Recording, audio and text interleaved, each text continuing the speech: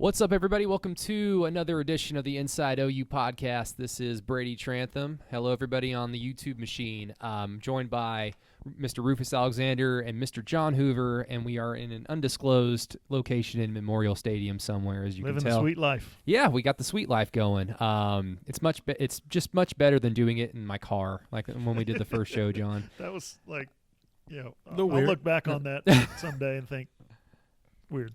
No, it would have been extra funny if Rufus was a part of the show at that time, because he could have sat in the back seat in the middle and just still overpowered us. It would have been fun. It would have been fun to do. I've never done one in a car before, so that's pretty. Some people liked it. We got good feedback on that. Yeah, people did. Sometimes, did you video it? Oh yeah. Yeah, we put I've got a Mazda 6, and so the screen has like a little stage right in front of the screen. So that camera right there, you guys are all watching on. He just stuck it right there. And I think it fell over once. Yes, only once. So, yeah, only a few bumps here and there on the Inside OU crazy train so far. Whoa. But not a lot of bumps for this OU team, guys, as I quickly segue back to football. Of course, John and I did the post-game show. Rufus wasn't able to join us, so I thought we'd just kind of rehash the Texas Tech victory, just get Rufus's thoughts. But, I mean, overall, it was another example of OU not playing a pretty average to bad team in Texas Tech. There's talent there. It's a Big 12 team, of course. But, again, they did exactly what they were supposed to do, Rufus, and the defense continues to just build up positive momentum. And regardless if Kansas is going to be bad and then Texas is going to be the best team that OU's seen all year, 6 games into the season, they've done so well. They have so much confidence now that it may not even matter. As far as the confidence thing, for the defense-wise, they're playing with a lot of confidence. That's good for them. Offensively, they're playing with a lot of confidence also because, Jalen Hurts, it seemed like whatever play Lincoln Riley calls, he makes the right decision each time. But defensively, what you got, even though Texas Tech didn't have, this high-powered offense, or they didn't have all these great things that they did on the field. They didn't have Bowman out there, who was their more accurate quarterback that can challenge the secondary. What you have to love is the hustle and effort plays that the Oklahoma defense made. The one time when Turner Yield runs down the field and tackles a guy at the 5 or 6 whatever yard line, and they have to go in. They put up a red zone fight, and they had to kick a field goal, had a red zone stop. Neville Gallimore making the play down the field, hustle play, coming to knock the ball out to get their first turnover. A 3rd and 1, Oklahoma comes out, and they stop them on a 3rd and 1 so they can punt, so they have to punt the ball. They end up getting it on a fake punt. But still, nonetheless, those are things that they had problems with last year, no matter who the opponent was. If they were in a 3rd and 1, it seems like any and everybody can get a 3rd and 1 on this team. So, those are the positives for this Oklahoma defense, that they can go in and kind of hang their hat on. And they got another turnover in this game. The secondary played solid. The safeties played solid this game. I think this was their best game so far. So the Tech game, you put it behind you. They wasn't a great team, but they were a good opponent. Defensively, Texas Tech was better than most of the people that they played against. Texas Tech was turning people over. They had really good linebackers, a good defensive line player up there that Oklahoma handled pretty easily with injuries up front, with Ely being out, having to move Bray Walker to the guard position, having to move Robertson over to the right tackle position, Swinson staying over at left and still struggling over there. But all those movements on the offensive line, they were still able to put up a lot of numbers, and Jalen Hurts hit some throws, was impressed with some of the throws that Jalen Hurts made in the game.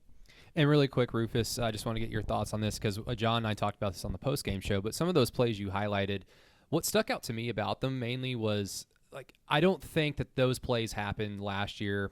Especially last year, maybe not even the year before. This defense, they're making plays that a normal Oklahoma defense, averaged out over the last 20 years. Those are the type of plays that OU defenses make. And I think from a fan's perspective, that's just been the biggest, encouraging thing to see, guys making hustle plays, or even something as simple as the drive that we talked about on the postgame show, John. The drive where Tech got the ball into the red zone. They eventually threw a touchdown pass that was overturned. The play before that, Jet Duffy runs an RPO, tries to stretch it. John Michael Terry sets the edge perfectly and allows Buki Radley-Hiles to come in like a rocket. He doesn't make the tackle, but he slows him down, and then 3 or 4 Crimson helmets are there, and that's just something you don't see. It's just something you haven't seen from this defense in a while, and plays like that, they're encouraging. Yeah, it seems like, I mean, a lot of hustle, a lot of things, a lot of hats to the ball. It's been a great thing because, I mean, on the 3rd and 1, whenever you saw who hit him, Kenneth Murray hit the running back in the backfield, and then you had Turner Yield, and you had another guy that hit him in the backfield as well. So as on that 3rd and 1, you had the same thing there. And also with Patrick Fields fighting all the way in the back of the end zone to knock the ball out all the way to the ground, that's something that you really kind of didn't see. You seen big guys get the ball, nobody with a fight through. So they're trusting their technique, they're trusting their coaches, and they're playing good football. As long as you keep on, fighting and keep on working hard, you're going to have your down games, but the effort is something that you can never have in question. And I think back a few years ago, 3 years ago, you questioned the effort of what they were putting out there, what the coaches were putting on the field, like what the hell are they doing? So that's something that so far has been answered and will continue to be the question, though, going forward. The people, the coaches, the media should not quit asking that question because you don't want those guys to forget. Because once you feel like you arrived, that's when somebody just slaps you upside the head and said, no, you haven't. And I like the way Alex Grinch is approaching it. And then, hey, we hadn't done a damn thing yet. We have to keep on working because, like everybody's saying, we haven't played anybody with any talent. So who the hell are we? It smells like rat poison to me. No, but hey, he took care of the rat poison. Alex Grinch did when he said, if we're not giving effort at the University of Oklahoma, then I'm a con man and they're a fraud. I've never heard a coach in college football today in the last 10 years utter almost an invective like that. They're a fraud and I'm a con man. That's so strong. No, that was a great quote, and you got that one from him, didn't you, John? Yeah. So kudos to you. Yeah, that's been my favorite. Grinch, in his short time here, has said some pretty cool things, things that fans are just going to eat up. Mm-hmm. That's certainly one of them. But whatever Grinch is selling, these players are buying into it, and it's something that we've all talked about on this podcast before. Maybe just a different voice was needed to instill confidence in this team, and a lot of credence goes to what fans, media, former players have been saying about this defense over the last few years, that there's still talent on this team. Kenneth Murray is a talented guy. Neville Gallimore, Trey Brown, Parnell Motley even though he's had an up-and-down career at OU. These guys are still incredibly talented. They now have somebody putting them in a position to showcase it. And I don't know how it's going to age this season because the competition will step up in 2 weeks, and it might even step up a little bit in terms of, I mean, we've all seen what a Les Miles lesser program can do against the big boys. We've seen that happen already. Yep. Who are they playing this week? Bye week. No, it's Kansas. It's who? Kansas. Wrong. They're playing Texas this week. Okay. Remember what I told you? They're playing Texas. They're playing Clemson. They're playing Georgia. They're playing Alabama. This is a practice week. This is a warm-up week. Now, you can't screw around and overlook what Kansas does because we saw what happened last year, 55-40, and Puka Williams had 255 million rushing yards. So don't screw around with this team. But this week shouldn't be about Kansas. This is a mismatch. This is about if Oklahoma's going to live up to the expectations that they want to, and that is what? National championship? They have to have a mindset that to beat Texas next week, they have to really practice good this week. They have to really focus on Kansas this week. They have to put Kansas away early this week. Otherwise, if they screw around and the Kansas game is an actual game, or Kansas is hanging around, or Kansas is embarrassing them like they did last year on the defense, then all of a sudden you go into the Texas game and you're doubting yourself. Exactly, yeah. I'm trying to think, what was this? It was the 2015 year. I can't remember who OU played before. It was the game where Texas threw the ball 6 times and beat OU. Mm-hmm. Case McCoy. No, it was the quarterback? No, it was Hurd. 15. I think it was Javon Hurd. Swoops. It was a swoop. Swoops. He came in for a Blake Bell package. Hurd was still the and quarterback. ran for 3 touchdowns, yeah. Oh, my God. And Mike Stoops prepared for the pass that day. Yes. I can't remember who OU played prior to that week, but the same thing kind of happened. Mm-hmm. And that's what we've seen out of this defense is just the confidence. There hasn't been that terrible quarter where big plays after big plays start piling up, and then the doubt rolls in, and then it becomes a game that shouldn't really be a game. This shouldn't be a game in the third quarter. Absolutely not. I mean, but, things like that happens, though. I mean, you have your bad games, and you're going to have to see how this defense is going to respond when things get bad. But Kansas shouldn't be somebody that, you play around with. But they're going to come game and ready to play. Les Miles always have a way of sneaking up against opponents and playing really good against big opponents. He's played Oklahoma really well whenever he was at Oklahoma State. So look for Les Miles to have something that he has in the beginning of the game. If it works and he has success with it, KU is going to keep on running, and Les Miles is going to build off of what he tries to install. If you stop what he installs early, you have a good chance of really handling what he's going to bring out. So you're going to be able to see what Les Miles' game plan is earlier on in the game. If he's able to succeed on a certain type of plays in a game, he's going to build his offense off that.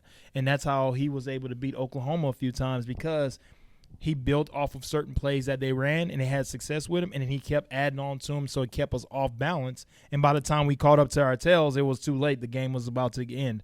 So whenever you're going to play against KU, earlier on, you're going to see what Les Miles has in store, and you have to stop it and then shut it down. And then after that, you pretty much he'll shell up. I'm not saying he'll shell up. He won't know what to do off of that, because once you have him, you have him.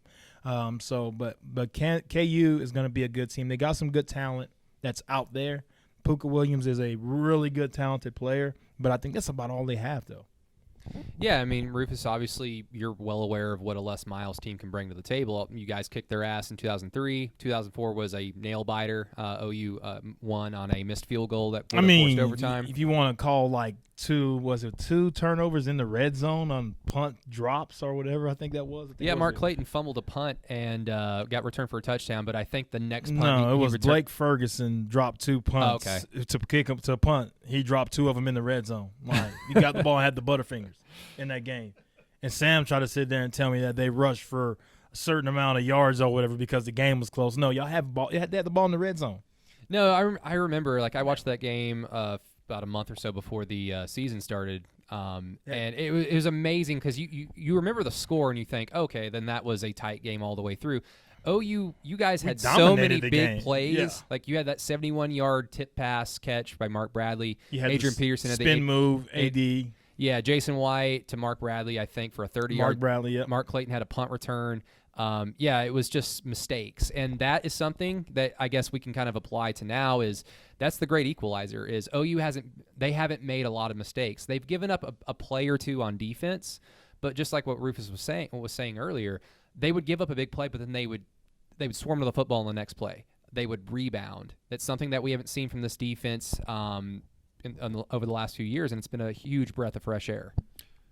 This Kansas team, not nearly the amount of talent that Oklahoma State team had. So I don't Absolutely. think they're not going to be able to hang No, around. no. A couple of statistics.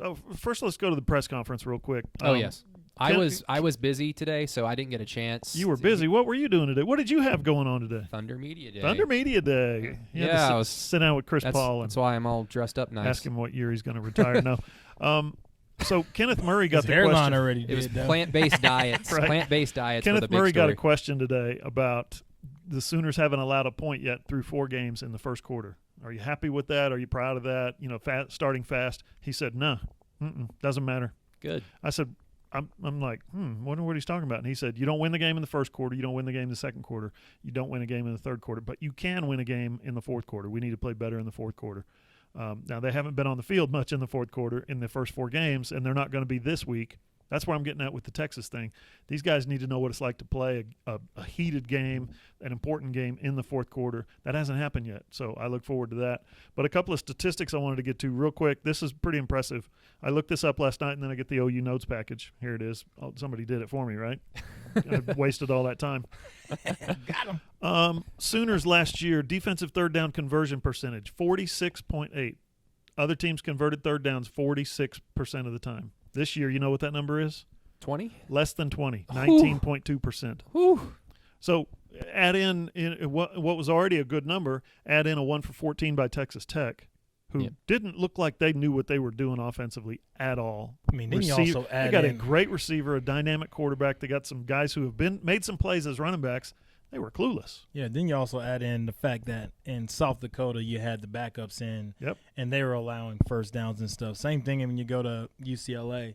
They started getting a little bit of traction in the second half whenever you start playing young guys and stuff. So that number could be even crazier. But as this speaks to, the attention to detail and Alex Grinch, his philosophy, as well as Roy Manning and the way he's been coaching these guys up, and as well Coach Odom. Coach Odom's done a great job. But the best positions on this team right now is the defensive line. Calvin Thibodeau has done a great job of changing the mindset of the defensive line to be pretty much a catch and read defensive line to an attack and get up the field and seek and destroy the type of defensive line. And that's what I think needed to be the big change as well, because it helped out everybody on the back end. It cleaned up everything for Kenneth Murray. Now he can see he can run and go where he needs to go. Not that you're a draft analyst or a GM or anything, but do you think Neville Gallimore is working his way into the first round? Yeah, I mean, he's playing unbelievable. Yeah, for a man that's 300-something pounds to run down, chase a guy down, force a fumble. He chased, I think, Duffy down another time in the game. I mean, Neville Gallimore always had the talent. He just never stayed healthy, or the style of defense just didn't fit him. And this style of defense, man, it really fits him. He's very talented. He's a very powerful guy. You can watch him play and watch his first step. He can be a guy that can make a ton of money in the NFL. I don't know if this is the 1 year the NFL may say, well, man, I need a little bit more consistency. But still, there's not any – go around the NCAA and see. There's not very many big-time defensive tackles that's doing a lot of great things right now. If you go just look around the country right now, I mean, Alabama's not as – there's not as many guys – not guys there that you look at and be like, you know what? They're missing some dudes. Yeah, he's blowing – he's jumping off the field. There's some potential for some wacky stuff on that Alabama defense. Like, it's still very good, but – the potential for some leakage is there. Yeah. You've seen that early on already. You got a good defensive lineman at Auburn. I think you have another guy that's at Ohio State that's pretty good. But, I mean, there's not really any big names. Like a Quentin Williams, you knew last year he was that dude was a freak, right? So you haven't got you don't have that guy right now. Yeah. I mean, Neville Gallimore's play, it's just been consistent. And that was the thing with me on him going into the season, was just be consistent. I don't know, like, we know what he's capable of athletically and physically. He's a freak. But in terms of him putting it all together on the football field, I almost said the basketball floor, because the comparisons I always make is a player like Terrence Ferguson from the Thunder. The guy's incredibly athletically gifted, but he's not yet been able to fully become consistent in terms of applying that athleticism to the game of basketball. And that same can apply to Neville Gallimore, but it's really started to happen this season because, part of it I think is Alex Grinch's philosophy of you're not going to play 80 to 90 snaps. Like that's unfair. We want to get the most out of you, so you're going to play 50 to 60. So that constant rotation has really helped the load management, if that's what you want to call it. But overall, Gallimore it seemed like every time I paid attention to him, Rufus, he blew up the play. Did he make the play? Like, did he get a tackle for loss? Probably not. Did he even hit the quarterback? Probably not. But any time that the center of the line of scrimmage is just destroyed and the quarterback has to immediately move one way or the other, helps out the secondary, helps out the linebackers. That's something that you can, at least at this point, 4 or 5 games into the year, you can think that's something that's going to remain happening as long as he's healthy. He's understanding, I think, how good he is. And I think it's like he smells blood in the water. And sometimes it takes guys a few years. Not everybody's a stud when they're 18. Right. Like sometimes, God forbid people improve. Guys, scheme helps everything. Doesn't hurt. It doesn't hurt when your defensive coordinator wants to be aggressive. And everybody, whenever you talk to a lot of people, whenever we would talk about the defense, we said they need to get out of the frog stance. They need to stop reading, two-gapping, reading and stuff. They don't have the personnel to do that. Will Mike Stoops ever change and go back to the 4-3 or whenever he'll let guys attack and get up the field? Oh, yeah, well, this year looked like he has the guys to do that. Year would start, frog stance again, and they were sitting there catching and reading. Some of these same guys are the same talented kids that now they are allowing these kids to get off the field, get up the field, attack offensive linemen, attack guards, attack centers, instead of just sitting there and let them guys tee off on them. That's not a good thing to be involved in. That's not a good thing to play into. Ex Oklahoma State, when they got teed off on by the Texas offensive line, it ain't no fun. You getting your head beat in and they're not helping at all. And it looks like the K-State game, they decided to do something different. Help those guys out. You got to let the big guys eat. I mean, if you don't let them eat, I mean, they're going to just sit there and get double team and let your linebackers get their head busted in. Yeah, like I said, like Alex Grinch is allowing his players to make plays based off of their talent level. We haven't seen that. We've seen a whole bunch of the last few years just keep it in front of you. Please, God, nothing bad happen. When you have that mentality, you've already lost. Now, OU's still won a lot of games, but they won a lot of games by the skin of their teeth that they had no business winning by that slim of a margin. So that's been great just to see a lot of these guys be able to showcase their talent and make some money because, I mean, you come to OU with the aspiration to play in the NFL. Coming into the season, Kenneth Murray, Neville Gallimore may have been drafted just because they're going to test well. Now they've got a lot of good film on their hands this season so far, and the confidence. Kenneth Murray now believes that I can win the butt kiss if I keep playing like this. Neville Gallimore can believe he can win the Lombardi if he keeps playing like this. And that's all you need sometimes, and it's just been really good to see. But one thing, Rufus, I don't know if you had the same opinion watching this defense against Texas Tech, but one thing that did kind of worry me, Jet Duffy comes in, and I think his first 2 drives are 3-and-outs. Then he kind of settles in, and Tech realizes we can't throw the ball, so we're just going to RPO the crap out of it. Then Tech had whatever success they had happened in the middle of the game off RPO, and the whole time I'm thinking, well, they're not going to come back and win this game. I'm not worried, but that's what Texas is going to do. And Jet Duffy was able to find some creases. Thompson was able to find a big hole that play where Delarian Turner-Yell caught up with them. It worries me just like applying that RPO attack against Texas because that's their bread and butter with Ellinger. Now he's not as quick, he's not as quick as Jet Duffy Ellinger is, but he knows how to run that offense. And I'm just curious, like, is there anything concerning that you saw against Texas Tech? Well, there was a few times in the game where they didn't fit the split zone properly, and therefore when they were running that and they were sending the tight end back across the formation, they wasn't fitting in the gaps right, and it would get out the gate, and that's where you had a few of those big runs. As far as the Duffy stuff, whenever he was running the RPO and stuff, he had a few little small creases here and there, but I think the plays that hurt him the most was the split zone because it wasn't setting the edge properly, or a few times the linebacker didn't hit the gap downhill and he waited so that and allowed the guard to hit the lineman over and then get upfield, and boom, you get hit in the gap where a linebacker was supposed to be fast and hitting the hole. So those type of things happen within the game. It's not something that you have to be overly concerned about because if it was a big problem, they can now start running it with consistency and just start kicking your butt up and down the field by running the split zone and building the offense off of it. It's just something that they'll have to go back and look at and say, hey, when you see this happening, you have to be more fast and more alert whenever this happens. I think you're going to start seeing those plays get eliminated when they pick who's going to be their will linebacker. As long as they keep on rotating, you're going to have a guy that hits the hole fast and a guy that doesn't.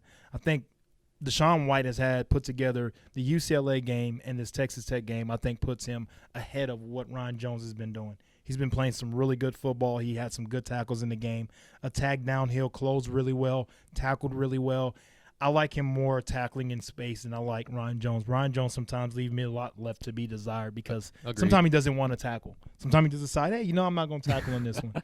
So I like Deshaun White and his growth these past 2 games. And that's going to be the thing because, like you said, John, they're playing Kansas, but they're really playing Texas. You have to play with success. You have to play with consistency still. I can't look. Do not listen to Brady and John when they say that, guys, okay? You're playing KU. If you play KU like you're playing Texas, then, hey, all good. Well, go ahead and beat the brakes on them because I don't think KU can match that type of intensity at all. Well, the other thing that kind of concerns me from the Kansas side is just, they get the brakes beat off of them in Fort Worth against TCU. Sam and I talked about that on the radio on Saturday. That doesn't concern me at all. I'm not – either Kansas could have lost a close game or got blown out.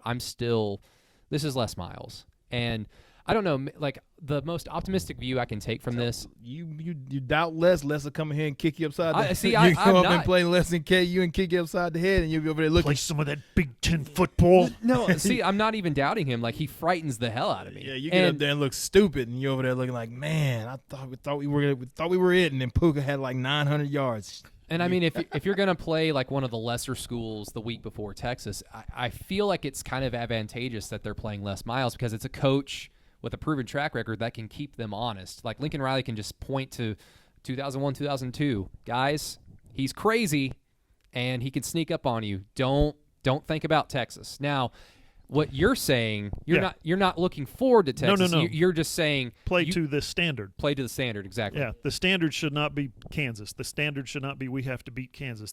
The standard should be this team needs to play to a level that would wipe the floor with Texas. That's what I'm getting, and that's what Kenneth Murray said several times in the postgame and today about playing to a standard. How does a coach get you to reach down inside yourself and chase somebody down like you were talking about, like I wrote about on our website, thefranchiseok.com Saturday night? How does a coach get you to play harder? By yelling at you? He said, no, they held us to a standard. When on Monday when we watch film, you get called out. I said, so you literally get called out? You literally get cussed out? He said, in front of everybody. Yeah. If you're loafing, you get called out. Kenneth, that's how you do it, guys. It's the old days. It's the old days of OU stuff, man. Not guys getting all in their feelings and all that stuff. How old is Alex Grinch? I mean. It's like 33, 34. He's 30.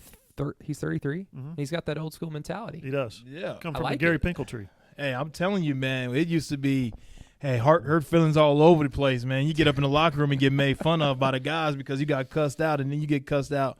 You get cussed out in the meeting whenever you watch some of the bad plays you watch as a team, and then you get cussed out again when you go into individual meetings when you watch it together as a group, and then you get on the field you're like, damn, bro, you got cussed out twice.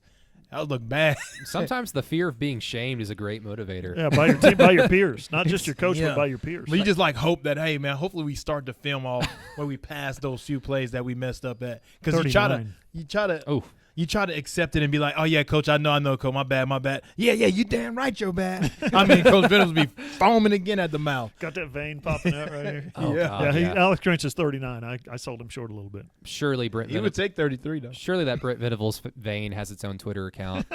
There's already a Sam Presti beard account. No, all he has to say to Kenneth, play to the standard, or I will throw Brian Meade out there so quickly you won't even know what happened. I don't care. Pretty simple. Hey, sometimes guys understand. Hey, some guys understand their talent level. I mean, I think a guy like Kenneth Murray is very motivated, highly motivated. You don't have to threaten him with that, because I've been threatened with, hey, I'm going to throw this guy in there. And I'm like, whatever. All right, coach, I'm going to take a knee back here then. And boom. That happened to me in high school. I got benched for missing a practice to go to a journalism conference, which was sponsored by the school. Coach said, if you miss practice, I'm going to bench you. I said, you got to do what you got to do. I went to the journalism conference. I got a career to get going. Yeah. He benched me. First play of the game, 76-yard touchdown. He grabs me and says, get in there for the extra point. Yeah. So you got that Adrian Peterson suspension against UCLA. I took that knee, and after 3 plays of not getting lined up, get in there. All right. Okay, coach, I'm back in. All right. Lessons learned. Okay. Well, speaking of that, Gabe Burkich, new OU kicker. Uh-huh. Competition is open. And, the first thing I thought when I saw Gabe lining up for field goals in pregame was, I just thought of you, Rufus. Maybe Caleb Sutherland failed on the Stairmaster punishment. I mean, who knows? You get the job wasn't for a guy like him. He couldn't get in any trouble because his job wasn't secure, because he missed 2 field goals earlier on. He's been shaky from when he started off.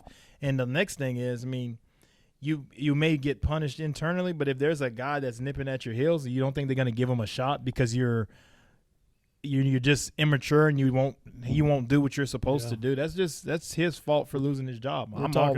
We're talking about scoring points too. We're not talking about throwing blocks or making tackles. We're talking about putting points on the scoreboard. Yeah, that's what your job is. And they were chip shots, but he did his job. Hey man, I'm giving it to the guy that made his field goals. He hit 7 field goals, 9 or whatever it was. He hit them extra points. He had 2 field goals, 2 for 2 field goals, 2 for 2 field goals, and all the extra points. He slid a couple of the field goals kind of slid in. I think I told you Saturday night that he hit them right down the middle, but they weren't down the middle. I watched the game. And I was wondering from the press box. I don't get a good perspective on. I was wondering, guys. I just assumed you're watching it from the side upstairs. Good is good, baby. Good doesn't matter. Good is good. Well, I did tell John on the postgame show there are makes and then there are Jimmy Stevens makes, and the good thing is both of these kickers, the fields they've made have looked solid. Mm-hmm. They haven't just been barely over the crossbar, which is always a good thing to see. Otherwise, you get that Bob Stoops reaction in Tallahassee where he was just that was like, awesome. "What the hell? Okay, we won. Cool." Lincoln said today at the press conference, he said the competition is kind of always open when it comes to kicker. That's one of those jobs. It's healthy. Yeah, if the guy behind you is kicking better than you, guess what? He's going to kick. So I don't know what the end result's going to be. I don't know if there's like a 2-game suspension or a 10-game suspension or. I just thought I think the suspension would have been. Oh yeah, was he dressed out? Was Sutherland dressed out? No, he wasn't. He was suspended. Okay. Here's the thing with the kicker though. You get a kicker with a PI or a DUI or something like that, you can't really punish them, right? You can't really run them until their legs are dead because they need their legs. Yeah. It's not about fitness or punishment or making them hurt. You go out there and he tries to kick a field goal with dead leg. That thing ain't going through the uprights. What are you talking about? Monday? Hey, look, you got Monday and you got 4 days to get your legs back. Cold tub. You're talking 1 day? A 1 day punishment? Yeah, I was thinking it would be like a 3-day. No, Stairmaster is one of them things where you only need 1 day to get He's young. He bounced back. Hey, 1 day is all you get. All you need to get the understanding back. Like, oh, you know what? I'm not going to do that again. John, you and I are just normal humans. Rufus is he's a little bit superior in the athletic department. We've all been on the Stairmaster. Hey, look, I don't care what y'all say. I'm just as much of an athlete as all y'all when it comes to the Stairmaster. And once it hurts. Once it goes fast, it hurts any man that's ever been on it. I've seen mere mortals turn to this. I've seen immortal people turn to mere mortals on that thing and be like, oh, my gosh. Oh. We've all done the Stairmaster on this, but only one of us has done it for punishment. Boom. Well, So, I wonder. He knows. I wonder because we've been on this for about 30 minutes now. We haven't talked about the offense. I wonder if the Stairmaster is something Jalen Hurts will do after a victory moving forward. Did you see him working out again? Yeah, he's throwing the big medicine ball down like he's angry at it. Hey, if it works for him, it works for him. I don't know if he's like privy to the fact that he's being filmed. I don't know if he's doing it for show. Here's what's happening. He's used to, in the SEC, taking a punishment. And John with through the first 4 games already, he's like, God, this is too easy. The Big 12 is soft. Yeah, I'm not getting any work here. I'm just kind of running up and down the field and throwing guys to wide open. So he's going in the weight room after the game and delivering some. I don't know. What do you call it? Self-flagellation? Is that too much? You're kind of punishing. No. I don't know if he's I'm just kind of kidding around. Don't get upset. I'm just joking. No, I thought Jalen Hurts had a spectacular day, and he did a lot of things that we've been questioning. Like, is he going to be able to go through his progressions? Is he going to be able to step up in the pocket, remain calm when the play kind of has to bleed out? Because that deep ball he threw to Charleston Rambo, I think him and CeeDee Lamb and then maybe and Jaden Hazelwood, because he was right in the same spot, they all just had deep routes. And it was a 3rd and 17, 3rd and 18. It was just like 3rd and 11. 3rd and 11. Okay, see, Rufus has got a better memory than me. That was always kind of a concern for me of like once you have to call a play that's going to take a while to develop, is he going to get happy feet and just say, screw it, I'm going to take like the 8-9 yards I can pick up. Maybe I can get the first down with my legs. Yep. He stood in the pocket. He stood strong, and he delivered it right as Gus Johnson described, put the biscuit right in the basket. And that was cool. I thought the coolest thing about that play, guys, Jaden Hazelwood busted his ass down the field to get there in the first place, hit a block, fell down, then got up and still busted his ass downfield and sprung Rambo on for about another 15 yards. That was good to see from an 18-year-old freshman. Pretty Guy impressive. Special. Yeah. There's 3 plays that I like that Jalen Hurts did. He had the back shoulder, I think that was to Hazelwood that he threw. NFL throw. Yeah. NFL throw and catch. Yeah. Then there was with pressure in front of him, and he hit the Hall on the one after he chipped on Swinson and got hit as he threw it to the fullback. That was another impressive one. And then actually there was 4. There was 4 of them, and then the one to Rambo, and then the other one where he kind of did a little quarterback move to the side and then threw it right through the middle between 2 guys to CeeDee Lamb that ended up shaking off and going where he's supposed to go. Those were throws that he threw people open.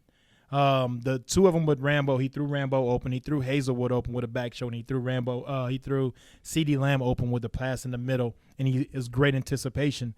And Hall, you see him take pressure but still be able to find somebody down the field. Those are all growth things that he's had to his game. Yep. And those are things you didn't see the first 3 games, and now you're starting to see him really loosen up and give athletes a chance to make plays. Guys like Rambo be able to run and catch a ball in traffic. Guys like CeeDee Lamb be able to anticipate and be able to use his hands. Guy like Hazelwood, the guy just pulls the ball out of the air. I mean, he doesn't let the ball get to his body. If the ball is right there in front of him, he takes it from this place and brings it to him. That is that's hard to teach anybody. That's very advanced. That's NFL next level type stuff. God just plucks the ball out of the air. NFL teams is going to love this kid. OU's got a great receiver for the next couple years. He is phenomenal watching him just pull the ball out of the air. I would add to the 4 throws that you illustrated, when you talk about throwing somebody open, he threw CeeDee Lamb open on that fade to the corner. Fade to the corner to the end zone. Off 1 foot. Off of 1 foot, sure. The DB was shading inside, and he was probably going to be able to fit it in there and get it to CD for a somewhat contested catch. But he knew that if I throw – CD was leaning this way, but he knew if I throw it out here this way, he's so wide open he's going to be able to spin around. That's exactly what he did. And then the touchdown pass to Hazelwood that was dropped. That was an NFL throw. That was an NFL throw. That was coming in about 65 miles an hour, and Hazelwood's hands might not have been ready for it. The other part to that was you look at CeeDee Lamb does a great job as a receiver selling it inside. You saw those routes with Kyler Murray and Baker Mayfield. Mm-hmm. He'd do those whenever he's one-on-one in the end zone. He leans a little bit in, and they put enough air on it where he can just outrun the guy and body up and take that throw. And that's one of those things where you trust an area that my guy can get there before that guy. Yep. You trust – you put it just in one spot over here, and you trust your guy. And that's what I was talking about for Jalen Hurts as well, just being able to start trusting the guys that, hey, they're 5-star guys too. There's some amazing guys right there with Hazelwood and with Stogner and all those guys. There are some very talented catchers. Let them be talented. I could bore the listener and the viewer with all these amazing statistics and accomplishments and all this stuff. It's rat poison. Rat poison, exactly. He Big 12 newcomer of the week, right? I mean, it's like, man, okay, who else are you going to give it to? Did you see that clip? He deserves it. Did you see that clip? Whatever that video series that Kansas is doing with Les Miles. Yeah. Who was that freshman receiver that it's like a skit. He's going into an office and talking to this lady behind a desk, and he's like, yeah, I'd like to try and be the Big 12 newcomer of the week. And she's like, oh, okay, cool. But we gave it to Jalen Hurts. Yeah, and he's just like, exactly. oh, I forgot he was – oh, never mind. Never mind. So you could talk all day about his statistics and his accomplishments. What I asked Lincoln Riley about Saturday, and I asked him a follow-up question today, was about his growth as a quarterback, about the reads, the progression, the evolution that he's already showing in this offense. And Lincoln Riley had some amazing things to say about him today. If you want to watch that video, go to my YouTube channel. Just look for John Hoover. If you're watching on video, you're already there. But, yeah, exactly. But he made some real nuanced throws, some real kind of grown-up, I'm the best player on the field. I'm Cam Newton, right? But I'm going to go into this game and I'm going to be more Tom Brady, more cerebral. I'm going to pull apart the defense with my head and my eyes, not just my arm. I thought he really, really showed up. And Lincoln said, hey, we had him for 2 more weeks. We had an open date. We can coach him up a lot more in that time. So very advanced game by Jalen Hurts. Yeah, and look, I had those same concerns, like is he going to be able to step in the pocket, go through his reads, whatever. But at the same time, the same people that are like trashing OU's strength of schedule, like, well, then apply that logic to Jalen Hurts as a quarterback. The first read was probably open. What is he going to do? Just say, no, I need to make an NFL throw and go through my reads. Throw it to the guy that's wide open. Mm-hmm. But, Rufus, I brought this up on the postgame show with John, and I'm just curious if you agree or think that it's completely silly. When you're playing conference opponents in Texas Tech, we know where they are talent-wise. They're pretty bad. But still, there's that familiarity because this is a conference opponent. Texas Tech sees OU every year. Kansas sees OU every year. They understand what you want to do. They understand like the players that you have on the roster and their talents because a lot of these guys have been recruited by all these other schools. So there's just an added level of familiarity between your opponent as opposed to playing a non-conference opponent. So I'm curious if that's why Jalen Hurts had to maybe go into his bag of tricks as a quarterback a little bit more because Tech understands what Lincoln Riley is wanting to do. Now, do they have the talent to actually do something about it? No. But I'm just curious if there's something about that familiarity with a conference opponent when it's the offense against the defense. No, because Wells is a totally brand new coach. He's been playing everybody close though. He's He had a good defensive performance against Arizona when they played against Arizona. I mean, Arizona's an explosive offense. They usually spread out, they're wide open, and they're throwing it all over the place. They had Douglas, who had on the back end, who's had 2 interceptions. One of their big tackles, Brooks, was a pretty good linebacker as well. Their team leader. I mean, they had they made a ton of tackles for loss. This defense for Texas Tech wasn't a bad defense. This defense last year picked Kyler Murray off on his first few passes that he had, and Texas Tech was up early in that game. So Texas Tech has been better defensively, and they've always been a scrappy team. They've always have a big time receiver. Vasher is not a slouch for a receiver. I mean, he's huge. Every bit of 6'5", 6'6", and he's a guy that can run. And OU contested every pass they threw his way. They did a great job when they tried to move him and put him in the slot. Turner-Yale came down, played him very well in the slot, and had a help over the top.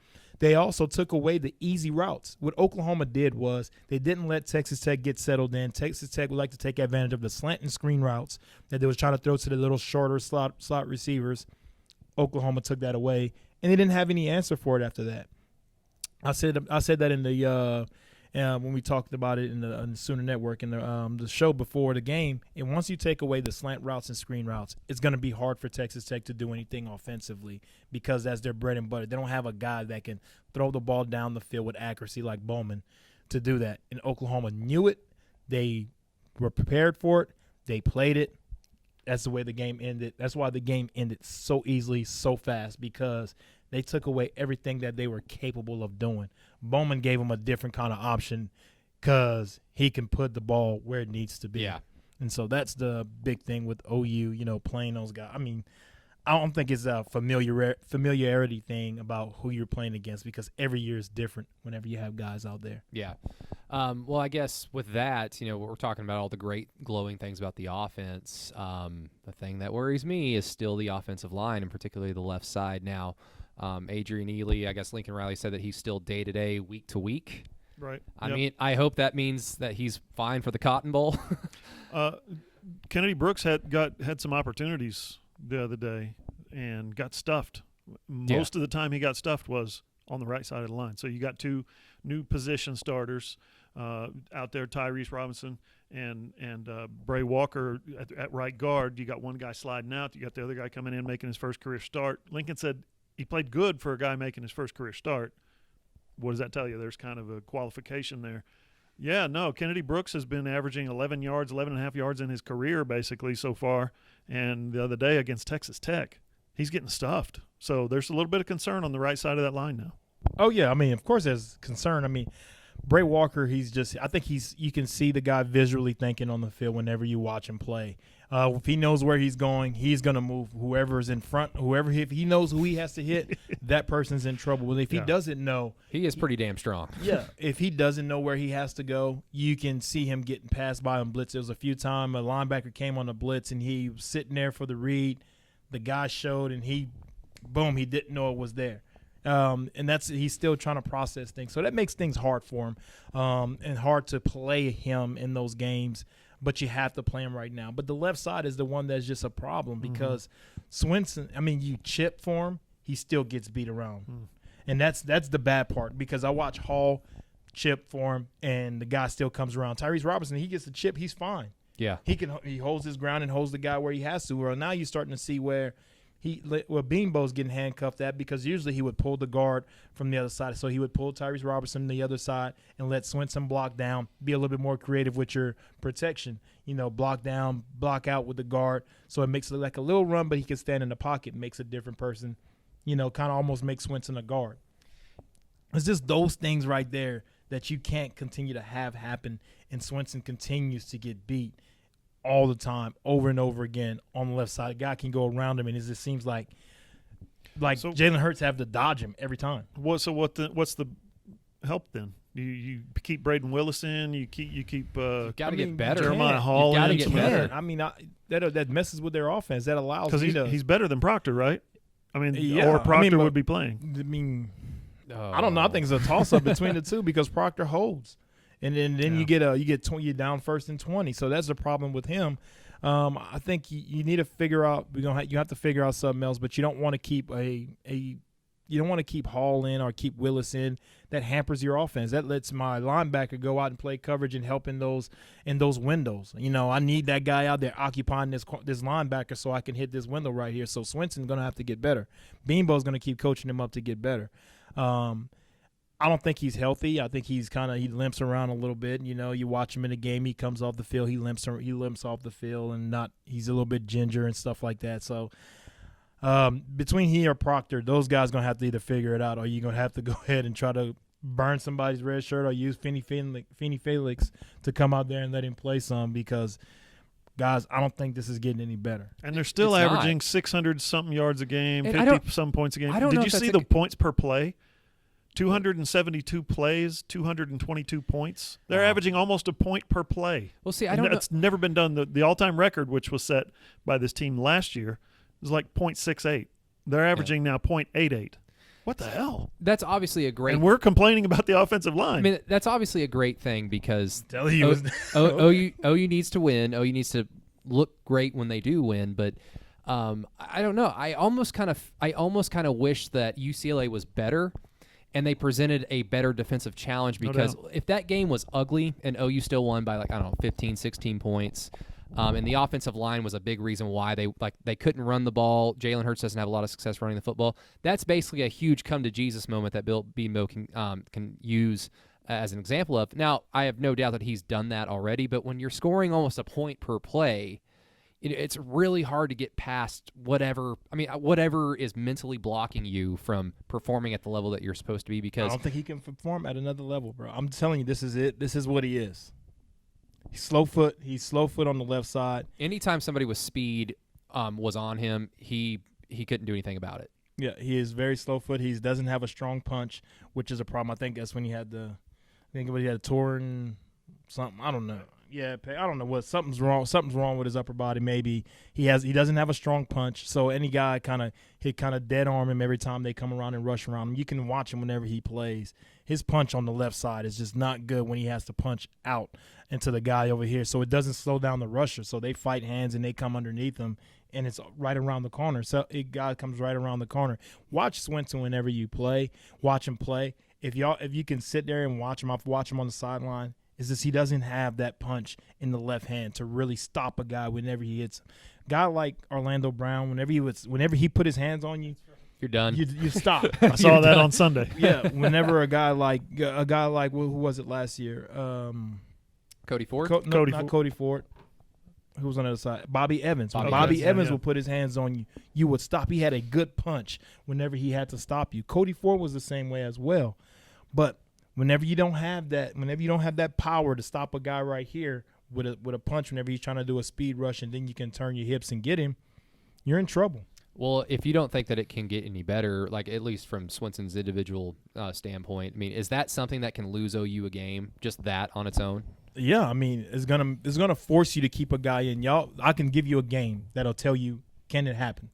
Clemson, when OU went play Clemson in the national championship, and Samia was playing right tackle. Mm-hmm. That man got abused. Oh, Vic Beasley? That Vic Beasley? I don't know who it was, but they couldn't do they couldn't run to the right. They couldn't drop and pass because he got beat on the right. And they couldn't run an offense. They couldn't be balanced offensively because there was one person, no matter if you helped him or whatever, he got beat. You can chip. It was coming around him. Yeah, after the first 3 or 4 drives where OU actually had some offensive success, Venables sniffed that out. Yeah. And then you just adjust. And that's my fear. Les Miles is a good enough coach to identify that. Now, can Kansas do something about it? I don't know. Nah. Texas. Now, Texas can. We've seen a lesser Texas team beat OU simply because Josiah St. John tipped off the play every time it was a pass, every time it was a run. I mean, that's at least what the Texas players said. No, that's right. And so something like that can lose you a game. That's what Sam May said. That's what Sam May said in the press box. Hey, look, he said, "Well, look at his right foot. His right foot is back on every and there it was pass or it was run." Pass, it was run. I mean, whenever we played against Nebraska, it was the same thing. I mean, we played against Nebraska one year, and they showed pass and run. It was I think it was the right guard. If he sat down, if he had his hands down right here and leaning up, it was pass. When he was forward on his stance, it was run. I'm like, dude, this can't be true. This no way. We watched it on film. It's like, Well, they charted all the games. It's like 95% accurate. Well, Shout out to the there stats we guys. go. Yeah, so we 95%. I mean, Coach Venables, we looking at it in film, and we said, man, Coach, man, every time that guy leans this way, he was like, nah, no way. And you look at it, he's like, yeah, I'm going to get the stats guy got on it, boom. It was over. Look, he's showing run pass the whole entire game. That's so cool. And we'd be in the game hollering red and green the whole entire time. Red for run, green for pass. The guys would get off the ball and just go and make sacks. Meanwhile, Nebraska's offensive line are like, why are they screaming colors out? What the hell are they talking about? It's a bad day for Zach Taylor. And then on an unrelated note, why aren't we moving the football? Oh, well. I think it was a bad day for Zach Taylor that day. Oh, he had a few bad days against OU. Yeah. Well, guys, any other final thoughts as we move a little bit deeper into, what is it, week 6? This is week 6 of the college football season. Hey. It's already almost halfway over, and that depresses me. My final thoughts is, I mean, Coach Beanbo has his work cut out for him. I think when he's going to play against a better defense, they're going to really try to expose the left side of the offensive line. And he's going to have to be really creative in what he does. Hopefully he has Ely back, and he can really kind of do some things where that helps him out on that side. But for right now, they got a lot of for me personally, watching them play, I think once you play against the better teams, you're going to have some problems on the left side. They're going to stop you. They're going to come and overload this side. But I mean, Lincoln Riley does some great things creatively with his offensive line, with his offensive play calling that helps him out a little bit. But you can't keep doing that the whole entire time if you can't sit in the pocket on a 3rd and long or a 2nd and long or a 2nd and medium. You can't sit in the pocket because your guy's getting his butt kicked. I'll finish up with this. C.D. Lamb wants to be an All-American. C.D. Lamb is a Biletnikoff candidate. Feed the man. Continue to feed the man like we saw on Saturday against Texas Tech. He looked pretty damn good on Saturday. I asked Jalen Hurts about it today, about getting him going. 183 yards receiving, 3 touchdowns, 2 long touchdowns. You get your best players the football. Jalen Hurts said, yeah, he's thrown to Henry Ruggs. He's thrown to Devontae Smith. He's thrown to Jerry Jeudy. He knows when you got a great receiver, an elite receiver, feed him the ball. Feed him the ball. And so that maybe from this point forward, that's what we're going to see a lot more He's also of. thrown to Drake Stoops. How dare you? Well played. Well, also really quick before we get out of here, did you guys find the irony in the second drive on OU's offense where C.D. Lamb got called for an offensive pass interference? Finally, face guarding worked out for Kerry Cooks because that was complete, utter defensive pass is interference. Brady from the top rope right there. I think I tweeted it out from the stadium. I was like, "Hey, finally it worked out for you." Yeah. Once every 6 million times, I guess. Oh well, hey, Those OU receivers knew. They're not. Here's how they're going to do this. We're going to catch some long balls today. Shout out. Well, Kerry guys, Cooks. I got to get rolling. Hell yeah. Get my butt out of here. Let's get out of here. Guys, thank you so much for listening to Inside OU. Thank you for watching on John's YouTube page. But we'll get Rufus out of here. For Mr. Rufus Alexander, John Hoover, this is Brady Trantham. Y'all have a good one.